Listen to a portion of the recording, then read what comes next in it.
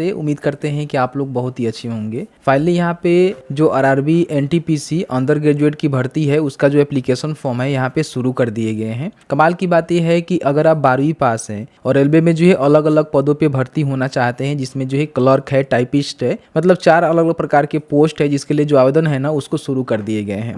इस वीडियो में बताएंगे कि आपको जो है किस तरह से स्टेप बाय स्टेप फॉर्म को फिलअप करना है, क्योंकि बहुत सारे जो लोग हैं ना फॉर्म फिलअप करने में गलती कर रहे हैं, जो गलती आपको नहीं करना है। रजिस्ट्रेशन कैसे करना है, लॉगिन करके जो है फॉर्म को कैसे भरना है, फोटो सिग्नेचर कैसे अपलोड करना है, पेमेंट कैसे करना है, सभी जानकारी हमने जो इस वीडियो में कवर करने की कोशिश किया हुआ है। तो प्लीज वीडियो शुरू से अंत तक लेकर जरूर देखेंगे और वीडियो थोड़ा सा भी अच्छा लगे तो प्लीज वीडियो को लाइक जरूर करेंगे। तो चलिए आज का वीडियो शुरू। तो यहाँ पे देख सकते हैं rrbapply.gov.in का ऑफिशियल पोर्टल पे आएंगे तो यहीं से आप जो है फॉर्म को भर सकते हैं, या फिर हमने जो लिंक है ना डिस्क्रिप्शन बॉक्स में दिया हुआ है जहाँ पे क्लिक करके सीधे आप यहाँ पे आ सकते हैं। यहाँ पे आएंगे तो देखेंगे इनका जो नोटिफिकेशन है उसको यहाँ पे जारी कर दिया गया है। जो ऑनलाइन रजिस्ट्रेशन है 21 सितंबर से शुरू किए गए हैं, 20 अक्टूबर तक जो है फॉर्म को भर सकते हैं और 21 से लेकर जो है 22 के बीच में जो फी पेमेंट है क्लोजिंग डेट के बाद भी आप यहाँ पे कर सकते हैं। बाकी 23 से लेकर जो है 1 नवंबर के बीच में अपना जो करेक्शन वगैरह होता है वो करेक्शन भी करने को आपको मौका यहाँ पे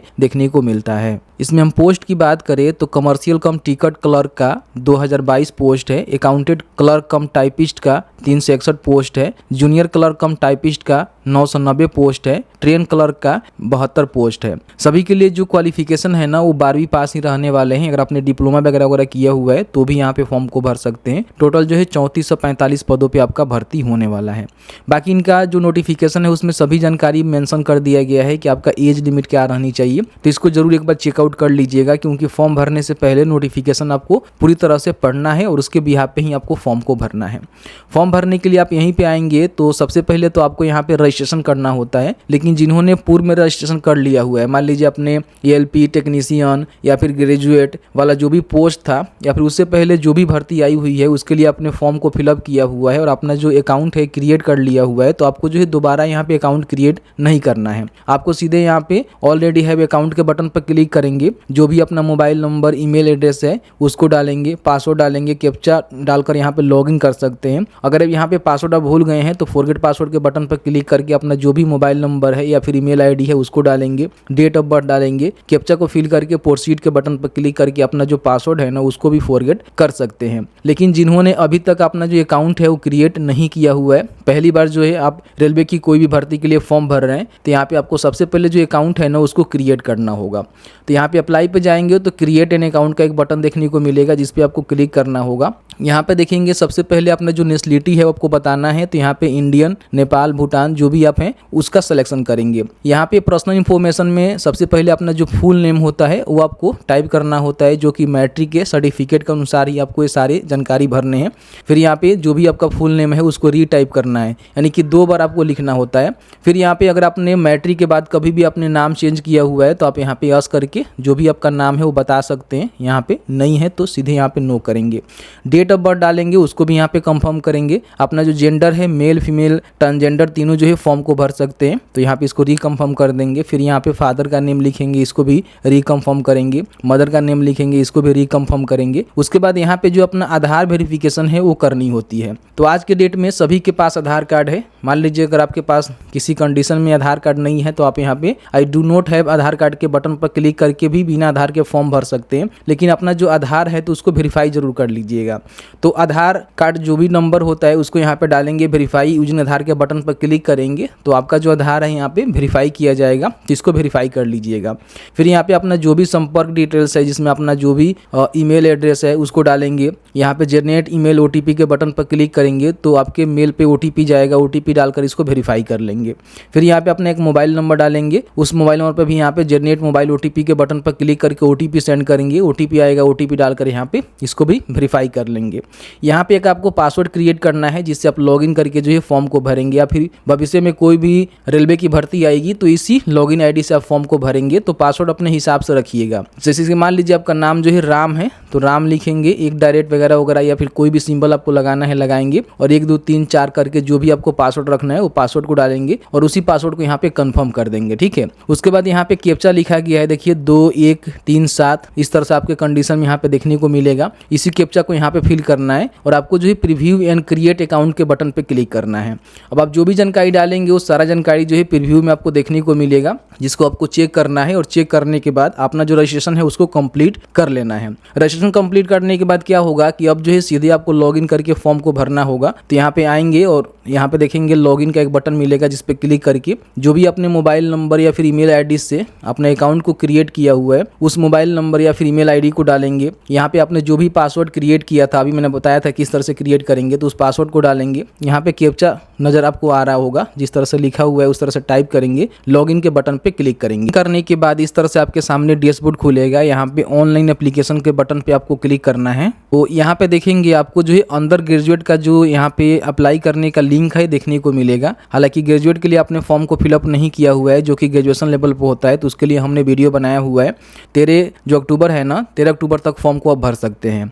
तो अगर आप NTPC अंडर ग्रेजुएट वाला फॉर्म भरना चाहते हैं तो यहाँ पे सबसे पहले अपना जो RRB है ना उसका सिलेक्शन करना होगा कि आप जो है कौन से RRB के तहत अपना फॉर्म को भरना चाहते हैं। नोटिफिकेशन को चेक करेंगे तो पेज नंबर 60 में आप देखेंगे तो जो भी अलग अलग RRB है उसमें जो भी भर्ती की जानकारी है यहाँ पे दी गई है। जैसे कि देखेंगे तो RRB जो है अहमदाबाद की यहाँ पे जानकारी देखेंगे, कौन से पोस्ट के लिए कौन से कैटेगरी में जो है कितनी पोस्ट है और टोटल कितनी पोस्ट है, यहाँ पे देखेंगे टोटल भी आपको देखने को मिलेगा। फिर यहाँ पे नीचे आएंगे तो देखिए अजमेर का यहाँ पे दिया गया है कि टोटल जो है यहाँ पे 71 पोस्ट है। फिर नीचे आएंगे तो यहाँ पे देखेंगे बेंगलुरु का दिया गया है जो कि 60 यहाँ पे पोस्ट है। इसके नीचे आएंगे तो यहाँ पे भोपाल का है जिसमें 58 पोस्ट है। तो इस तरह से अपना जो कैटेगरी वाइज पोस्ट की जानकारी है उसको जरूर चेक कर लीजिएगा। और जो भी RRB के लिए आप फॉर्म भरना चाहते हैं, मान लीजिए आप बिहार से हैं, चाहते हैं कि भोपाल के लिए भरे तो भर सकते हैं, कोई भी दिक्कत नहीं है। आप किसी भी RRB के लिए फॉर्म भरने के लिए एलिजिबल है, उसमें कोई भी दिक्कत नहीं है।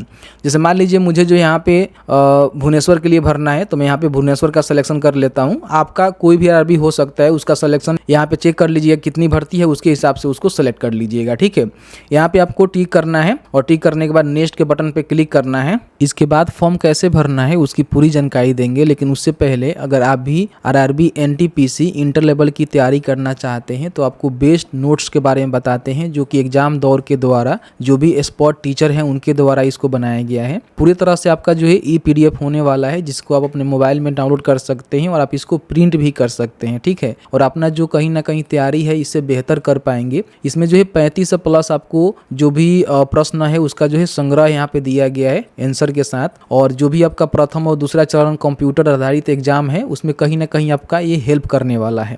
ये आपका सामान्य ज्ञान एवं गणित का जो है यहाँ पे PDF होने वाला है, जिसमें रेलवे में जो भी परीक्षाएं में आए प्रश्नों का जो भी संग्रह है उसको दिया गया है। प्रीवियस साल में जो भी आए हुए हैं ना उसको यहाँ पे इसमें संग्रहित किया गया है, जिसके माध्यम से अपना जो तैयारी है ना वो कहीं ना कहीं परफेक्ट कर पाएंगे। इसको बाई करने के लिए हमने जो लिंक है ना डिस्क्रिप्शन बॉक्स में दिया हुआ है, क्लिक करेंगे तो आपके सामने एग्जाम दौर का जो ऑफिशियल पोर्टल है यहाँ पे देखने को मिलेगा।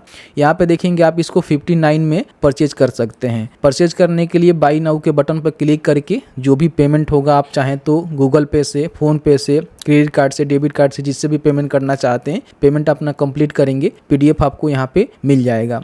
ध्यान रखिएगा PDF डाउनलोड करने में किसी प्रकार की कोई समस्या हो रहा है तो इनका यहाँ पे एक नंबर दिया गया है, 9 बजे से लेकर 6 बजे के बीच में इनसे आप संपर्क भी कर सकते हैं। अब यहाँ पे सबसे पहले आपको जो है पर्सनल डिटेल्स यहाँ पे फिलअप करना है, जिसमें कुछ जानकारी आपने रजिस्ट्रेशन करते समय दिया हुआ है वहाँ से यहाँ पे ले लिया गया है। कुछ जानकारी यहाँ पे भरना है कि आपका शादी हुआ है कि नहीं हुआ है, आपका रिलीजन क्या है बताएंगे, फिर यहाँ पे मदर का जो लैंग्वेज है वो क्या है। ठीक है, फिर यहाँ पे देखेंगे जो भी एग्जाम आप देंगे वो कौन से लैंग्वेज में देना चाहते हैं। यहाँ पे अलग अलग जो है लैंग्वेज आपको देखने को मिलेगा, जो भी लैंग्वेज में आप यहाँ पे कंफर्टेबल है उसका सिलेक्शन करेंगे।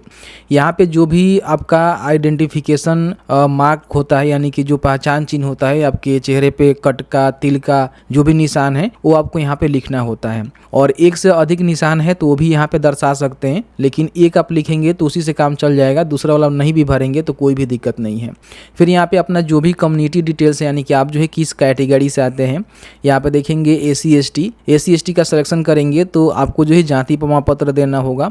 OBC का सिलेक्शन करेंगे तो यहाँ पे पूछेगा कि ठीक है अगर आप नॉन क्रीमी लेयर से आते हैं, यहाँ पे यस करेंगे तो जो भी नॉन क्रीमी लेयर सर्टिफिकेट की जानकारी है, जैसे कि उसका सर्टिफिकेट नंबर हो गया, इशू अथॉरिटी हो गया, डेट ऑफ इशू हो गया, आपको बताना होगा। ठीक है, मान लीजिए आपका जो NCL सर्टिफिकेट है वो RO लेवल से बना हुआ है तो यहाँ पे देखेंगे तो आपको देखने को मिलेगा यहाँ पे revenue officer not below the rank of tehsildar. ठीक है, तो इस तरह से देखेंगे तो यहाँ पे देखने को मिल जाएगा, या फिर आपका जहाँ से भी बना होगा उसकी जानकारी आप यहाँ पे दे देंगे। ठीक है, मान लीजिए अगर आप एनसीएल से नहीं आते हैं तो नो कर देंगे, तो इस तरह से आपको किसी प्रकार की जो रिजर्वेशन का लाभ है वो देखने को नहीं मिलेगा। ठीक है, तो इस तरह से अपना सिलेक्शन करना है। मान लीजिए आप ईडब्ल्यूएस से आते हैं तो वो सिलेक्शन करेंगे, तो इसका आपको सर्टिफिकेट नंबर, इशू अथॉरिटी और डेट ऑफ इशू यहाँ पे देना होगा। तो जो भी आप कम्युनिटी से आते हैं उसका सिलेक्शन करेंगे और उसके बाद उसका जो भी सर्टिफिकेट का डिटेल्स है आपको यहाँ पे भरना होगा। जो सेंट्रल लेवल का एनसीएल होता है वो कैसे बनाया जाता है उसके लिए हमने वीडियो बनाया हुआ है, लिंक हम वीडियो के डिस्क्रिप्शन बॉक्स में डाल देंगे जहाँ से चेकआउट कर सकते हैं। यहाँ पे अपना जो भी पोस्टल एड्रेस डिटेल्स है, जैसे कि प्रेजेंट हो गया, परमानेंट हो गया, वो आपको भरना है कि आप कौन से स्टेट से हैं। ठीक है, डिस्ट्रिक्ट आपका कौन सा लगता है वो जानकारी भरेंगे। फिर अपना पूरा जो एड्रेस है यहाँ पे टाइप करेंगे, टाउन, सिटी, विलेज की जानकारी देंगे, पिन कोड लिखेंगे। अगर आपका सेम है तो यहाँ पे टिक करेंगे तो दोनों सेम हो जाएगा, अलग अलग है तो अलग अलग जानकारी को भरेंगे। ठीक है, उसके बाद यहाँ पे सेव करेंगे और सेव करने के बाद नेक्स्ट के बटन पे क्लिक करेंगे। अब यहाँ पे आपको जो है कैटेगरी डिटेल्स यहाँ पे बताना है। अगर आप एक सर्विसमैन है तो यहाँ पे बता सकते हैं, यस करेंगे तो जो भी बताएंगे कि आप आर्मी, नेवी या फिर एयरफोर्स में काम किए हुए हैं, आपका रैंक क्या था, डेट ऑफ अटेंशन क्या था, और जो भी डिफेंस का सर्विसेज है वो अभी आप कर रहे हैं या फिर आप रिटायर हो चुके हैं तो यहाँ पे बता सकते हैं। ठीक है, नहीं है तो सीधे यहाँ पे नो कर दीजिएगा, कोई भी दिक्कत नहीं है। अगर आप PWBD हैं यानी कि आप डिसेबल हैं तो यहाँ पे यस करेंगे, तो जो भी आपका डिसेबिलिटी का कैटेगरी है यहाँ पे देखने को मिलेगा किस प्रकार के आप विकलांग पर्सन है। फिर उसका जो सब डिसेबिलिटी कैटेगरी है वो बता देंगे, परसेंटेज कितना है, नेचर ऑफ डिसेबिलिटी क्या है। फिर यहाँ पे PWBD सर्टिफिकेट नंबर आपको देना होगा और कब इशू हुआ है उसकी जानकारी आपको बताना होगा। इस प्रकार के आप पर्सन नहीं है तो सीधे यहाँ पे नो करेंगे। स्क्राइब का डिटेल्स आप देना चाहते हैं, जैसे कि मान लीजिए राइटिंग एबिलिटी आपको चाहिए तो आप यहाँ पे बता सकते हैं, तो यहाँ पे यस करेंगे तो उसकी जो भी जानकारी है आपको भरना होगा कि आपको चाहिए। तो देखिए स्क्राइब इज नॉट एलिजिबल, यानी कि स्क्राइब यहाँ पे एलिजिबल नहीं होंगे, इन बातों को ध्यान रखिएगा। तो यहाँ पे हम नो ही करेंगे। अगर आप ईबीसी का मतलब होता है, यहाँ पे आप क्लिक करेंगे, यस करेंगे तो कहेगा कि अगर आपका फैमिली जो इनकम है 50,000 रुपये से कम है सालाना, या फिर आप BPL कार्ड धारक हैं तो आप ईबीसी कैटेगरी में आएंगे, यानी कि ईबीसी में और भी आपको छूट मिल जाएगा। तो अगर आप इस प्रकार के कैंडिडेट हैं तो आपको उसके लिए प्रमाण पत्र भी देना होगा बनवाकर। ठीक है, तो आप इसको यस करेंगे, अन्यथा आप इस प्रकार के पर्सन नहीं है तो सीधे यहाँ पे नो कर देंगे। उसके बाद मान लीजिए अपने रेलवे में अपना जो सर्विस है वो दे रहे हैं तो आप यहाँ पे यस करके बता सकते हैं। वहाँ से आपको NOC लेना होगा, जो भी आपका कैटेगरी है, ग्रुप C है, किस प्रकार का कैटेगरी है, कहाँ आप काम कर रहे हैं, जोन कौन सा है, बता सकते हैं। नहीं करते हैं सीधे नो करेंगे, जानकारी आपको नहीं भरना होगा।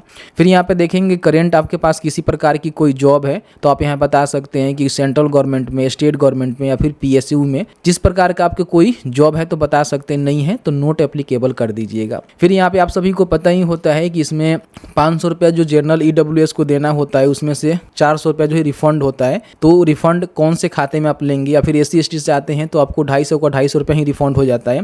तो उसका जो अकाउंट होल्डर का नेम है, कौन से बैंक में आपको रिफंड चाहिए जब CBT एग्जाम में आप अपीयर होंगे, तो उसका account holder name, account number, confirm account number, IFSC को डालकर कंफर्म करेंगे तो बैंक का नेम और बैंक का एड्रेस यहाँ पे ले लिया जाएगा। तो इसको जरूर मेंशन कर दीजिएगा। उसके बाद सेव करेंगे, नेक्स्ट के बटन पे क्लिक करेंगे। अब यहाँ पे अपना जो भी क्वालिफिकेशन डिटेल्स है उसको आपको यहाँ पे ऐड करना है। सबसे पहले तो मैट्रिक का यहाँ पे ऐड करना है, अगर आप में ऐड नहीं होगा। मेरे में देखेंगे तो मैंने पूर्व में जो है अंडर ग्रेजुएट वाला फॉर्म को फिलअप किया था, उसके भी यहाँ पे हमने जो मैट्रिक की जानकारी यहाँ पे ऐड किया था, यहाँ पे ले लिया गया है। ठीक है, तो सबसे पहले आपको मैट्रिक का ऐड कर देना है और फिर यहाँ पे आपका जो भी देखेंगे तो यहाँ पे अगर आपने इंटरमीडिएट किया हुआ है तो ई वाला सिलेक्शन करेंगे। ठीक है, या फिर उसके बराबर मान लीजिए आपने डिप्लोमा वगैरह किया हुआ है तो इसका सिलेक्शन करेंगे। अगर आपने बैचलर डिग्री भी किया हुआ है तो इसको भी आप यहाँ पे डाल सकते हैं। तो सबसे पहले इंटरमीडिएट का हम सिलेक्शन करेंगे तो यहाँ पे डिसिप्लिन आपको बताना होगा, तो यहाँ पे यही आपको देखने को मिलेगा। फिर ये स्टेट बताएंगे कहाँ से आपने इंटरमीडिएट पास किया हुआ है, कौन से डिस्ट्रिक्ट के अंतर्गत पास किया हुआ है। फिर यहाँ पे आपका बोर्ड क्या है, तो जैसे कि मान लीजिए आप बिहार स्कूल एग्जामिनेशन बोर्ड से पास किए हुए हैं तो उसका जानकारी यहाँ पे लिखेंगे। आपका जो रिजल्ट है वो कब डिक्लेयर हुआ था, यानी कि जो भी आपका मार्कशीट होगा उस पर डेट लिखा होगा, वो डेट आपको यहाँ पे मेंशन कर देना है। फिर यहाँ पे देखेंगे do have typing proficiency in English और हिंदी वन कंप्यूटर। अगर आपके पास पास मान लीजिए इंग्लिश और हिंदी का टाइप इन है तो आप यहाँ पे यस करेंगे। ठीक है, यस करेंगे तो क्या होगा कि बहुत सारे इसमें पोस्ट ऐसे हैं जिसमें आपको टाइप इन नेसेसरी है। नो करेंगे तो यहाँ पे देखने को आपको मिलेगा कि इसमें जो नंबर 2 नंबर और 3 नंबर जो भर्ती है उसमें जो है टाइप इन स्किल की ज़रूरत है। ठीक है, तो नोटिफिकेशन को आप चेकआउट करेंगे तो यहाँ पे जो भी क्वालिफिकेशन है उसकी जानकारी यहाँ पे दिया गया है। 60 नंबर पेज के नियर अबाउट आप आएंगे तो आपको देखने को मिलेगा। तो यहाँ पे देख सकते हैं कि इसमें 2 नंबर में बोला गया है कि आपका जो प्रोफेंसी है इंग्लिश और हिंदी 1 कंप्यूटर पे होनी चाहिए।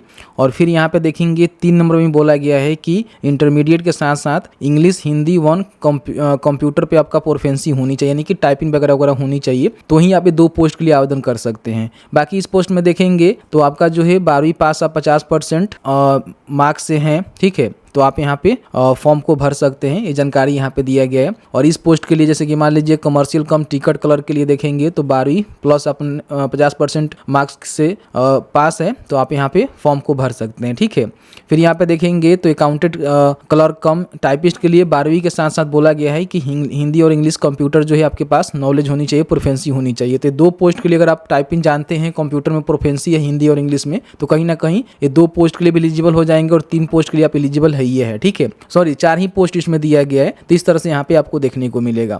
तो यहाँ पे आप देख लीजिएगा 2 और 3 नंबर पोस्ट के लिए अगर आपके पास कंप्यूटर में हिंदी और इंग्लिश में प्रोफेंसी नहीं है तो आप एलिजिबल नहीं है, लेकिन हाँ है तो ये भी दोनों पोस्ट के लिए आप यहाँ पे एलिजिबल हो जाएंगे। ठीक है, तो मैं यहाँ पे यस कर लेता हूँ। उसके बाद यहाँ पे आपका जो भी परसेंटेज है 12वीं का वो आपको यहाँ पे डालना है। और उसके बाद यहाँ पे जो भी अपना SLC सर्टिफिकेट है, मैट्रिकुलेशन का जो सर्टिफिकेट है, आप यहाँ पे चाहें तो अपलोड कर सकते हैं। अपलोड करने के बाद यहाँ पे ऐड के बटन पर क्लिक करेंगे। इस तरह से देखेंगे तो आपका जो 12वीं का भी जानकारी है यहाँ पे ऐड हो चुका है। इसको डिलीट करना चाहते हैं, एडिट करना चाहते हैं, यहाँ से कर सकते हैं। अब यहाँ पे मान लीजिए आपने अगर डिग्री भी किया हुआ है, बैचलर डिग्री आपके पास है, तो इसकी भी जानकारी आप यहाँ पे भर सकते हैं कि आपने बैचलर डिग्री जो है कौन से स्ट्रीम से किया हुआ है, BSc है, BA है या फिर BCom है। स्टेट बताएंगे कहाँ से आपने किया हुआ है, डिस्ट्रिक्ट बताएंगे आपने जो है कहाँ से किया हुआ है। ठीक है, फिर यहाँ पे जो भी कॉलेज या फिर यूनिवर्सिटी का नेम है वो बता देंगे। आपका रिजल्ट कब डिक्लेयर हुआ था उसका डेट बताएंगे। ठीक है, अगर आपने नहीं किया हुआ है तो आप इसको छोड़ देंगे। ठीक है, इसको भरना जरूरी नहीं है, ऐसे ही छोड़ देंगे। और उसके बाद आपको क्या करना है कि अपना जो भी इंटरमीडिएट और मैट्रिक की जानकारी आप यहाँ पे डाले हुए हैं उसके बाद सीधे यहाँ पे आपको नेक्स्ट के बटन पे क्लिक करना है। अब यहाँ पे आपको जो है फोटो और सिग्नेचर अपलोड करना है। उससे पहले आपने जो भी मैट्रिक का जो सर्टिफिकेट है अपलोड किया हुआ है तो यहाँ पे आपको देखने को मिलता है। आप चाहें तो इसको व्यू करके देख सकते हैं कि आपने जो है सही से डॉक्यूमेंट अपलोड किया है कि नहीं किया है। फोटो की हम बात करें तो आपका जो फोटो का साइज होनी चाहिए 30 से लेकर जो है 70 KB के बीच में होनी चाहिए। और इसका जो डायमेंशन यहाँ पे बताया गया है तो इस डायमेंशन में आप चाहें तो फोटो का जो साइज है उसको बना सकते हैं। ठीक है, बाकी यहाँ पे देखेंगे तो आपको जो है सिग्नेचर भी यहाँ पे अपलोड करना है। जैसे कि मान लीजिए हमने प्रीवियस में जो अपलोड किया हुआ है ऑटोमेटिकली यहाँ पे ले लिया गया है, आप में नहीं होगा तो आपको अपलोड करना होगा। सिग्नेचर का साइज जो है 30 KB से लेकर 70 KB के बीच में होनी चाहिए और JPG में है तो आप यहाँ पे अपलोड कर सकते हैं। फोटो का साइज बनाने के लिए आपको सर्च करना है NTPC फोटो रिसाइज। तो आपके सामने ये वाला जो है वेबसाइट यहाँ पे खुलेगा जिसको ओपन करेंगे। ओपन करने के बाद जहाँ भी आपका फोटो है ना इसको यहाँ से ब्राउज कर लेंगे। ठीक है, जैसे कि मैंने ये वाला फोटो को ब्राउज कर लिया। अब यहाँ पे नीचे आएंगे तो आपको सारा चीज़ यहाँ पे देखने को मिल जाएगा। ठीक है, तो यहाँ पे इसको चेकआउट कर लेना है और उसके बाद इसको क्या करना है कि यहाँ से डाउनलोड के बटन पे क्लिक करना है और इसको यहाँ पे JPG में या फिर JPG में अपने हिसाब से करके इसको डाउनलोड कर लेना है। ठीक है, यहाँ पे डाउनलोड हो गया है 30 KB में। ठीक है, अब इसको यहाँ पे आकर चूज फाइल के बटन पर क्लिक करना है, फोटो को अपलोड करना है। इजिली आपका फोटो यहाँ पे अपलोड हो जाएगा। साइन के बटन पर क्लिक करेंगे, देखिए आपका फोटो यहाँ पे अपलोड हो गया। ठीक है, फिर यहाँ पे आपका जो सिग्नेचर है वो अपलोड करना है। तो इस तरह से सिग्नेचर भी आपको अपलोड कर लेना है और उसके बाद सेव एंड नेक्स्ट के बटन पे क्लिक करना है। अब यहाँ पे अपना जो पोस्ट प्रेफरेंस है उसको आपको देना है कि कौन से पोस्ट को आप फर्स्ट में प्रेफरेंस देना चाहते हैं।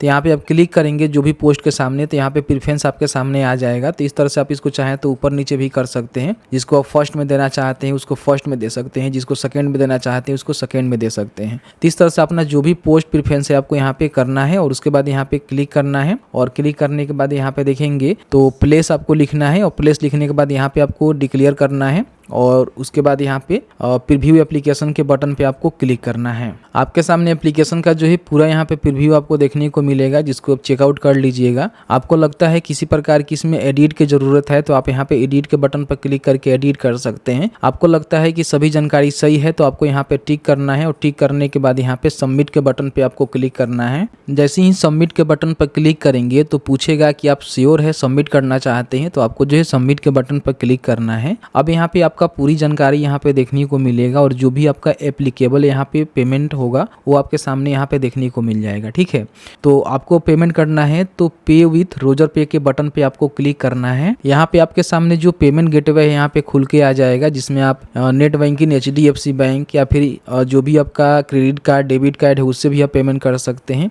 या फिर आप चाहें तो UPI और QR कोड होता है उससे भी अपना पेमेंट यहाँ पे कर सकते हैं। पेमेंट करने के लिए उसका सिलेक्शन करेंगे QR कोड का और उसमें अपना जो पेमेंट है करके यहाँ पे पे नाउ के बटन पर क्लिक करेंगे। आपका जो पेमेंट है यहाँ पे सक्सेसफुल कंप्लीट होता है, जिसका प्रिंट आउट निकाल कर अपने पास सुरक्षित जरूर रख लेंगे। इसके साथ ही साथ यहाँ पे एप्लीकेशन हिस्ट्री में आएंगे जब फॉर्म भरने के बाद, क्योंकि यहाँ पे जनरल इंस्ट्रक्शन होता है, ऑनलाइन एप्लीकेशन होता है, उसके बाद यहाँ पे एप्लीकेशन हिस्ट्री आपको देखने को मिलता है।